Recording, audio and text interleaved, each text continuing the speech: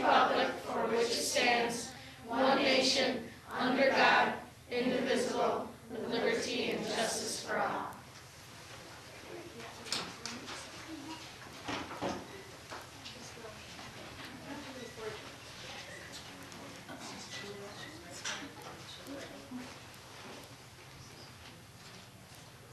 Our first presentator will be done by Joni Chawgo. Joni Chawgo is 17 years old and is a member of the Palermo 4-H Clovers. This is her 10th year. This is her 10th event in the presentation project. The title of her presentation is The Sum of Parts Equal the Whole.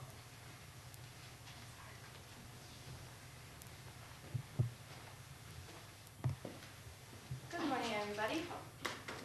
First thing I'd like to do is a way of introducing my project. So I'd like to have everybody stand up, shake the person's hand next to you, and then sit back down.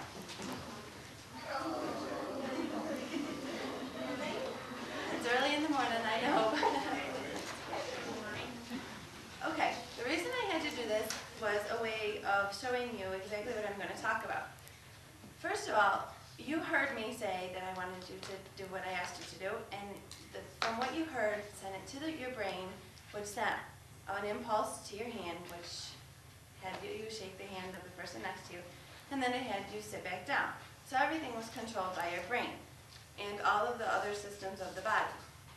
So if you haven't figured it out yet, I will be explaining about the systems of the body, which are some of them are the muscular system, the skeletal system, the nervous system, and the cardiovascular system, as well as others. So the first system I'd like to explain is the muscular skeletal system, which consists of our bones, joints, ligaments, and muscles. I have this poster.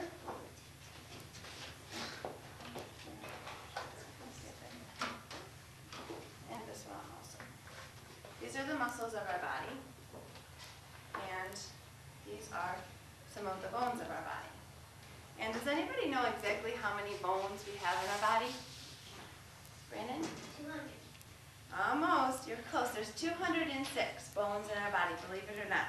Probably would never think that because we're not really that big, and if you stretch them all out, there'd be a lot more space. But actually there are. And if we didn't have our skeletal system or our musculoskeletal system, we wouldn't be able to stand, sit, walk, or even ride a bicycle.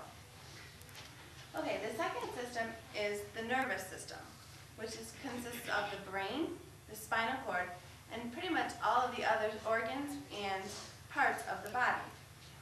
This is a poster of our brains and then our spinal cord and how they like to work together. Our brain is the boss of our body because everything you hear and all your senses is recorded by the brain. Does anybody know the three parts of the brain? No. Okay, they are the cerebrum, which controls our thinking, our ability to read, our ability to write, and our ability to talk. And the cerebellum, which I believe is the largest part of the brain, allows us to balance and coordinate. And the medulla, which is located right above your spinal cord, allows us to do such involuntary activities as blinking our eyes or allowing our heart to beat.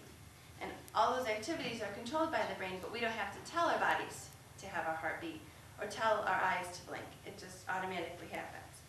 And the spinal cord is a very important part of the body because it allows nerve impulses to travel all throughout your body. And if anybody knows someone that has injured their spinal cord, from the point where they've injured down, or it varies, they no longer can function, and they suffer from paralysis. Okay, the third system is the cardiovascular system and the circulatory system, which consists of our hearts, lungs, arteries, and veins. Our heart controls our body because that's where all the blood has to go to be refueled, and it transfers to the lungs and gets oxygen, and then it transfers through the arteries away from the heart into the body, and through the veins it comes back to the heart to get refueled. Okay, like I said, there are many more systems of the body. I just mentioned a few, and others are the sensory system, the urinary system, the digestive system, and the respiratory system. And each of these systems has its own importance. No one system is more important than the other. They each have their major job. So now that we know these systems, I'd like to explain how such habits as those three down there can decrease your body's productivity. Smoking allows your respiratory system to not function correctly, and your cardiovascular system is weakened, while drinking of alcohol decreases your liver's productivity and your digestive system. And the use of drugs doesn't allow your nervous system to operate properly, and it complicates your ability to work, or your body's ability to work. So we all have, in conclusion, we all have a responsibility to our bodies to treat them correctly, eat proper foods, and eventually it all sums up to be a whole. All the systems of your body are summed up to equal the whole. I got my information from the various textbooks that I've used and the courses that I've taken, and from myself, the information that I've acquired. Are there any questions? Yes. Joni, how did you become interested in this topic? You said you took classes. I don't know what your future goals are. I'm a member of the fire department right up the road, and last spring I took a certified first responder course and like an emergency medicine, and that was the basic level. And then now I'm enrolled in the emergency medical technician course, which runs until June. So, and my career goals are to eventually become a doctor. So I probably will have a long ways ahead of me, but I like this kind of thing. I think the body is a very important thing, and I'd like to be able to figure it out a little bit more. So, are there any other questions?